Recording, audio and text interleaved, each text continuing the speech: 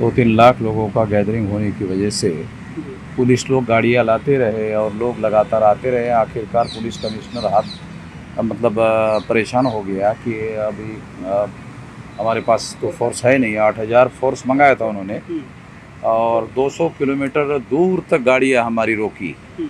मतलब लगभग 50,000 से ज़्यादा लोगों को और आने नहीं दिया गया इसके अंदर। तो इसलिए ये उनकी विफलता है। और आखिरकार कमिश्नर को मैं सदर पुलिस चौकी में मुझे डिटेन करके रखा गया था, तो वहाँ पुलिस कमिश्नर को मुझे मिलने के लिए आना पड़ा जी। और आकर के मुझे ये कहना पड़ा कि 5 मिनट के लिए आप मॉब के सामने चलिए। जी। 5 मिनट के लिए, कम से कम 5 मिनट के लिए चलिए। जी।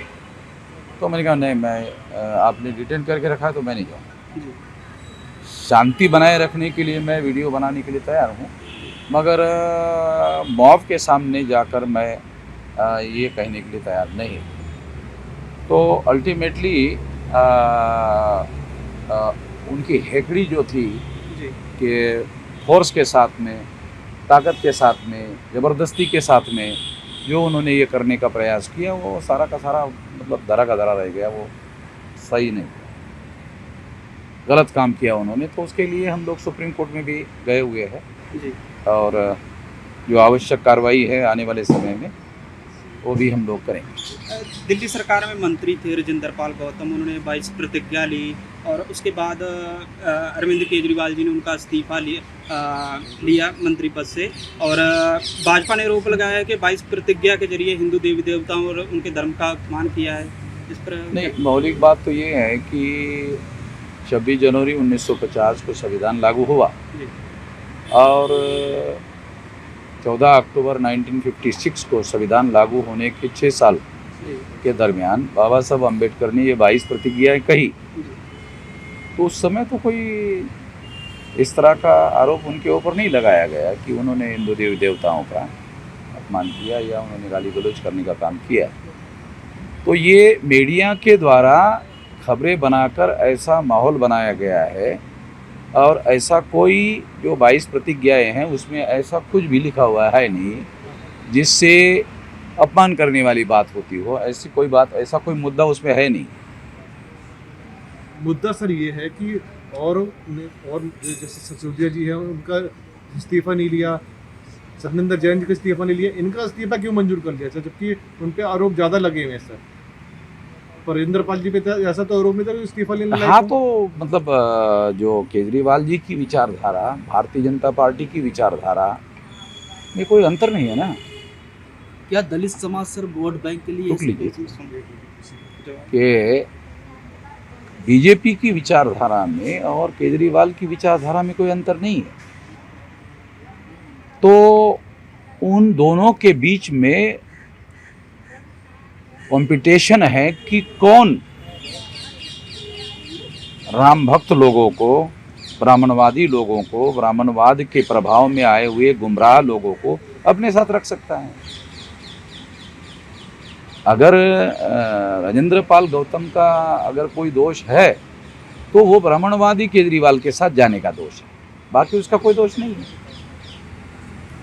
मतलब वो जो कॉन्ट्रडिक्शन है, राजेंद्र पाल गौतम उस कॉन्ट्रडिक्शन से एक शिकार है। क्योंकि केजरीवाल बहुत प्रगतिशील आदमी है, बहुत क्रांतिकारी आदमी है, इसलिए राजेंद्र पाल गौतम उनके साथ गए हैं, ऐसा नहीं है। केजरीवाल की विचारधारा और बीजेपी की विचारधारा एक ही है और उसमें राजेंद्र पाल गौतम घुस गए। ये कॉन्ट्रडिक्शन है, उस कॉन्ट्रडिक्शन के राजेंद्र पाल गौतम शिकार हो गए। राजेंद्र पाल गौतम ने अपने से मान लिया कि केजरीवाल क्रांतिकारी है, मगर वो है नहीं। इससे ये बात प्रमाणित हो गई कि केजरीवाल ने इनका इस्तीफा स्वीकार किया, बाकी लोगों का नहीं किया।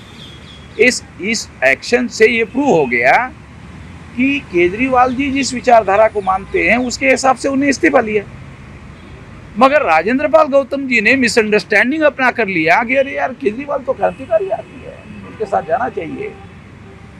ये गलती केजरीवाल की नहीं है, ये गलती राजेंद्र पाल जी की है। तो कहीं ना कहीं दोषी माने सर बीजेपी और आप में कोई फर्क नहीं रह गया सर? है ही नहीं ना, है ही नहीं, फर्क है ही नहीं। ये फर्क है तो फिर हम ही चले जाते, अगर फर्क होता तो। चुनाव में फर्क पड़ेगा सर इससे कुछ? है? चुनावों में जनता देखेगी सर कि क्या आम अभी क्या है, बीजेपी के पास में कुछ मुद्दे तो है नहीं, वो कुछ कर तो है नहीं रहे। वो इसी तरह का मीडिया को अपने साथ लेकर के हंगामा खड़ा करते रहते हैं। जो मूल मुद्दे हैं उन मूल मुद्दों को सॉल्व करने की दृष्टि से तो वो कुछ करते नहीं है। और नरेंद्र मोदी जी 2024 के लिए अलग अलग मंदिरों में जाकर अपना भजन कीर्तन करने का काम कर रहे हैं, अभी या उनके लिए करोड़ों रुपए जो है जनता के टैक्स के वो दे करके मंदिरों का वो करने का काम कर रहे हैं। जिस तरह से नागपुर में मार्च किया तो उसका आप कैसा मैसेज समझते हैं? सारे देश भर में जो हमारे से सहमत नहीं थे सारे सहमत हो गए जी कि एक वामन मेश्राम ही है जो आरएसएस के हेडक्वार्टर पर मोर्चा लेकर जाने के बारे में सोच सकता है। तो हमने केवल सोचा नहीं, लेकर जाने का काम किया और 2-3 लाख लोग इकट्ठा किया सारे देश भर से। जिस तरह ऐसा किसी के दिमाग में भी नहीं आ सकता, वो हमने करके दिखाया। जिस तरह आपकी बदसलूकी हुई उन पुलिस वालों की कोई कार्रवाई कोई कदम हुआ? है? जिस तरह आपके बदसलूकी हुआ है उस पुलिस वालों के खिलाफ कोई कदम उठाए हैं? वो तो कोर्ट में जा रहा है मैम। जैसे फॉर एग्जांपल उन्होंने, कमिश्नर ने कहा कि हमें डिटेन करने के पहले नोटिस दिया। झूठ है, उसका हमारे पास सबूत है। डिटेन करने के पहले मेरे पास वीडियो है कि मैंने उन पुलिस अधिकारियों को डिटेन करने के पहले मुझे नोटिस देने के लिए कहा, उसके वीडियो है।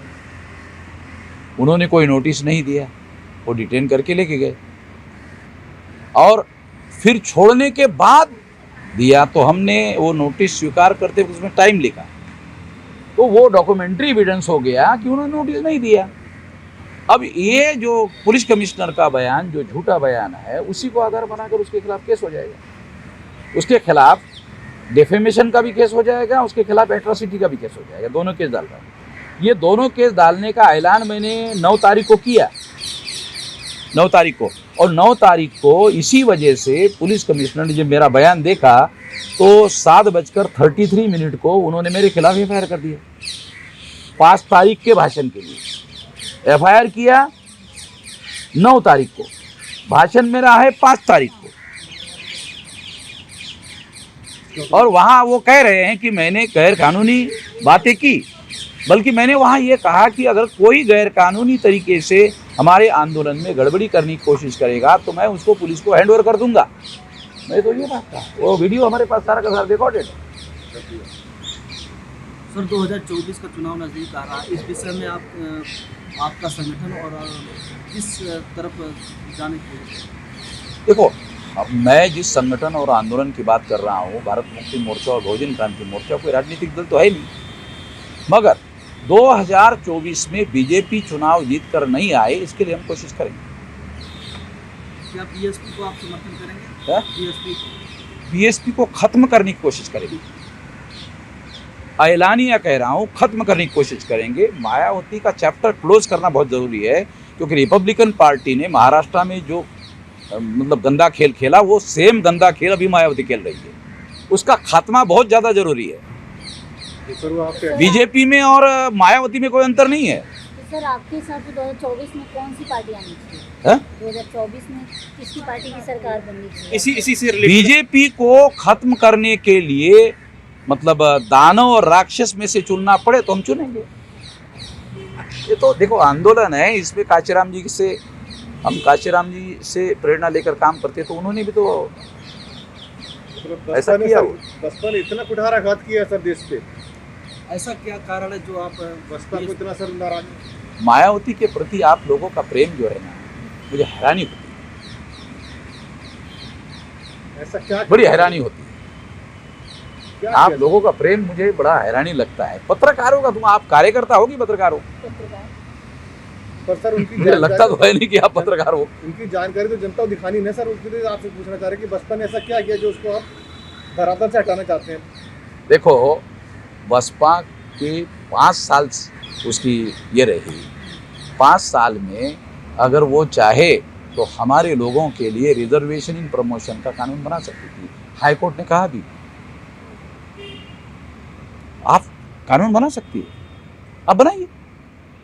बगैर कानून के आप ऐसा नहीं कर सकती, रिजेक्ट कर दिया, सुप्रीम कोर्ट ने भी रिजेक्ट कर दिया।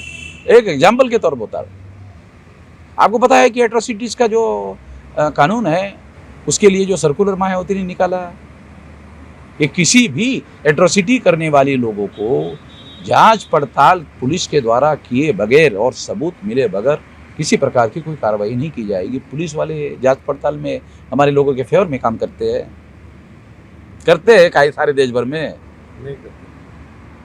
और जनगणना के वैसे में सर कुछ कह सकते जनगणना ओबीसी की जाति आधारित जनगणना हमारे चौधरी विकास पटेल जी है, वो राष्ट्र सारे देश भर में अभी हम लोगों ने 29 नवंबर को भारत बंद कर रखा है, ऐलान किया हुआ है, भारत बंद होगा।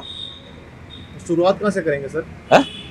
अरे भारत बंद भारत से शुरू होगा कि अमेरिका से शुरू होगा? किस राज्य से शुरू करेंगे? भारत एक साथ एक ही दिन? हाँ, भारत बंद का मतलब एक राज्य में नहीं होता है। भारत में हमारे देखो हमारा संगठन है 31 राज्यों में 567 जिलों में 4000 से ज्यादा तहसीलों में 22,000 से ज्यादा ब्लॉक में और 1.5 लाख से ज्यादा गाँव में है। अभी 674 जिलों में बंद होगा। अभी ये निर्णय अभी यहाँ हो गए और 150 लोगों को जो 674 जिले बचे हुए हैं, मतलब 100-125 बचे हैं, उनमें एक एक आदमी को मैं भेज रहा हूँ। ये 3 महीने में 674 जिलों में फैल जाएगा। और आज की तारीख में जिसे फुले शाह अम्बेडकर का आंदोलन कहते हैं, ये हमारे आंदोलन के अलावा अभी कोई है नहीं, कोई लड़ता हुआ नहीं है। बीजेपी के लोग मायावती को डरा रहे हैं और मायावती डर रही है।